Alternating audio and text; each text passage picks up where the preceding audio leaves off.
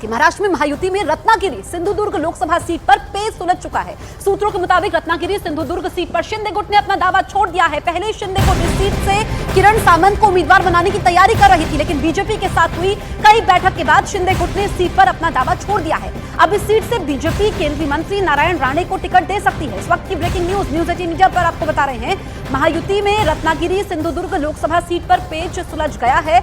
इस तरीके से पेच सुलझा है कि रत्नागिरी सिंधुदुर्ग सीट पर शिंदे गुट ने अपना दावा छोड़ दिया है।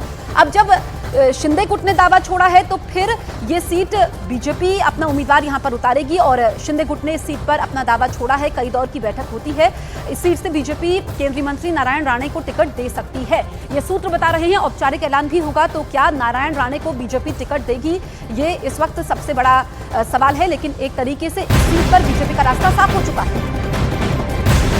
महाराष्ट्र की सांगली सीट को लेकर कांग्रेस में कलह शुरू हो चुकी है। इस सीट पर आपको बताएं कि उद्धव गुट ने चंद्रहार पाटिल को उम्मीदवार घोषित कर दिया है, जिसको लेकर कांग्रेस के कई नेता खफा है। अब बताया यह जा रहा है कि एक पूर्व मंत्री और सांगली से विधायक विश्वजीत कदम समेत कई नेताओं ने पार्टी की बैठक से दूरी बना ली है।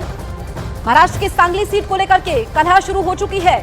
पहले से हमने देखा कि ये सीट हॉट सीट बनी हुई थी। इस सीट पर उद्धव गुट ने चंद्रहार पाटिल को उम्मीदवार घोषित किया है। कांग्रेस के कई नेता खफा है और जब ये उद्धव गुट ने यहां पर सीटों का ऐलान किया था, उसके बाद कांग्रेस ने कहा था कि उद्धव गुट को गठबंधन का पालन करना चाहिए।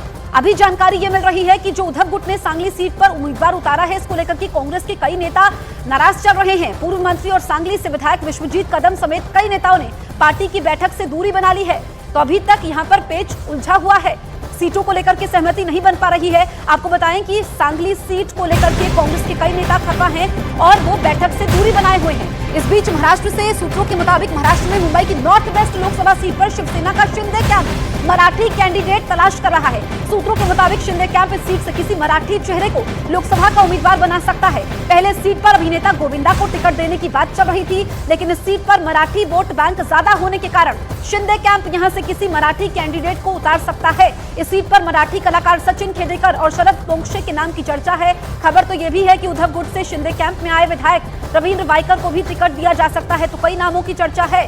कौन है सचिन खेडेकर, ये भी हम आपको बता रहे हैं कि 6 से ज्यादा भाषाओं में काम कर चुके हैं, मराठी हिंदी फिल्मों के अभिनेता हैं। और शरद पोंक्षे का नाम आगे चल रहा है क्योंकि इसमें जो नॉर्थ वेस्ट लोकसभा सीट है, इसमें मराठी कैंडिडेट को उतारने की तैयारी कर रहा है शिंदे गुट।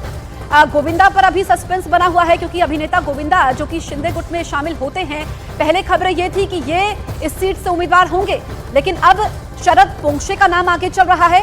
इसके अलावा सचिन खेडेकर, इस नाम की भी चर्चा काफी ज्यादा है। सचिन खेडेकर जाना माना नाम है, अभिनेता है, टीवी का जाना पहचाना चेहरा, फिल्मों में भी काम किया। आपको बताएं कि शरद पोंक्षे, इनके बारे में अगर बात करें तो मराठी फिल्मों के अभिनेता है। ऐसे में क्योंकि मराठी वोटर्स वहां पे ज्यादा है, तो फिर मराठी मंच से अपना करियर जिन्होंने शुरू किया, जिन्होंने काम किया, उन लोगों को उम्मीदवार बनाया जा सकता है। इसलिए 2 से 3 नाम ऐसे हैं जिनकी चर्चा है, जिनके बारे में एक एक करके हम आपको बता रहे हैं। तो शिंदे कैंप मराठी उम्मीदवार की तलाश में है। गोविंदा के नाम पर अभी सस्पेंस बना हुआ है।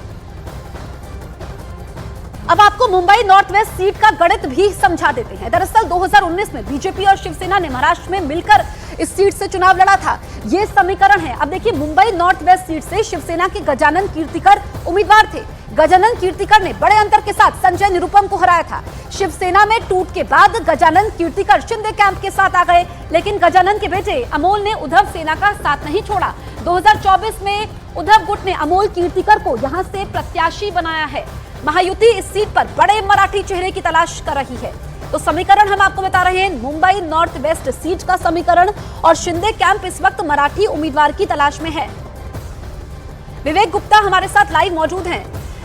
मुंबई की नॉर्थ वेस्ट सीट, विवेक, जिन चेहरों की हम बात कर रहे थे कि मराठी चेहरा शिंदे गुट तलाश रहा है, कौन नाम सबसे आगे है? जिसमें देखिए, मुंबई की नॉर्थ वेस्ट सीट काफी अहम मानी जा रही है और जिस तरह से जो सूत्र बता रहे कि वो एक मराठी चेहरे को शिंदे कैंप ढूंढ रहा है और यही वजह है कि 3 नाम अब इसमें सामने आ रहे हैं। जो पहला नाम आ रहा है वो रविंद्र वाइकर का आ रहा है। आपको बताना चाहेंगे कि रविंद्र वाइकर कुछ दिन पहले उद्धव गुट में थे और मौजूदा उसी इलाके के विधायक हैं और कुछ दिन पहले ही वो शिंदे कैंप में शामिल हुए हैं। तो अनुमान जताया जा रहा है कि विधायक जो रविंद्र वाइकर है, उन्हें लोकसभा सीट का उम्मीदवार बनाया जा सके। दो और बड़े नाम सामने आ रहे हैं, जिनमें से पहला नाम है सचिन खेड़कर। सचिन खेड़कर एक बॉलीवुड और मराठी फिल्मों का बड़ा चेहरा है, मराठी अस्मिता में उनका बड़ा नाम है, मराठी कल्चर में उनका बड़ा नाम है। इसलिए शिंदे कैंप कोशिश कर रहा है कि एक मराठी बड़े फेस को वो नॉर्थ वेस्ट से उतारे। तीसरा नाम आ रहा है जो बड़े एक्टर है पोंशे का, शरद पोंशे। शरद पोंशे भी मराठी एक्टर है और जो थिएटर है मराठी थिएटर में उनकी वहाँ पे अच्छी पकड़ है। का नाम क्यों पीछे हो गया? तो ये 3 नाम है वो सामने आ रहे हैं। जसप्रीत अहमद, सवाल दोहराएं आप। ठीक है, चलिए तो विवेक जल्दी से हम आपसे जानकारी ले रहे थे कि 3 नाम ऐसे हैं जो विवेक ने जानकारी दी है, जिनकी तलाश इस वक्त है। शिंदे कैंप मराठी उम्मीदवार को उतारना चाहती है। महाराष्ट्र में एनसीपी शरद पवार आज अपने उम्मीदवारों की दूसरी लिस्ट जारी कर सकती है। सूत्रों के मुताबिक दूसरी लिस्ट में 4 से 5 उम्मीदवारों के नामों का ऐलान हो सकता है।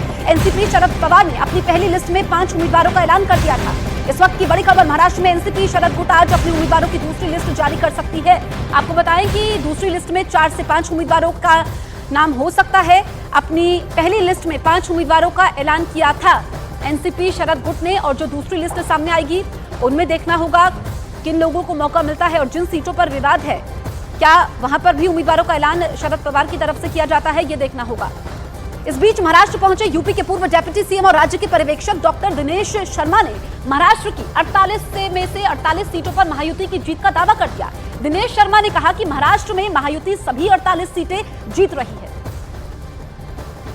महाराष्ट्र में 48 सीट है, यहाँ पे बीजेपी और महायुति टारगेट लेके चली थी कि 48 में से 45 का टारगेट है। आप बोलेंगे 48 का 48 सीट है, इतना कॉन्फिडेंट?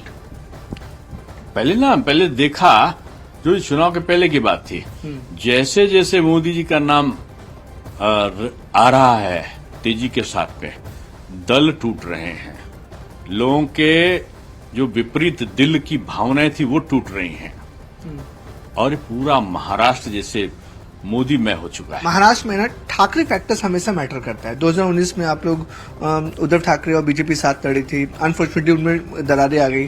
2024 में एक बार फिर से एनडीए कोशिश कर रही है या बीजेपी कोशिश कर रही है कि ठाकरे परिवार से कोई आपके साथ आए। अगर वो आते हैं तो कितना पावरफुल आप लोग के लिए होता है और क्या चांसेस हैं राज ठाकरे को लेकर? आप ठाकरे फैक्टर जो कह रहे हैं, श्रद्धेय बाला साहब ठाकरे जी का जो फैक्टर था वो क्या था?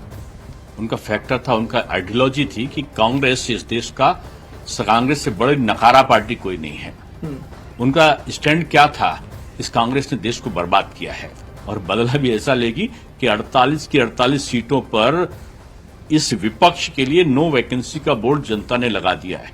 एनडीए अब हम एक भी सीट जनता नहीं छोड़ने वाली है। मुंबई से कैमरामैन राजेश सापे के साथ विवेक गुप्ता, न्यूज 18 इंडिया।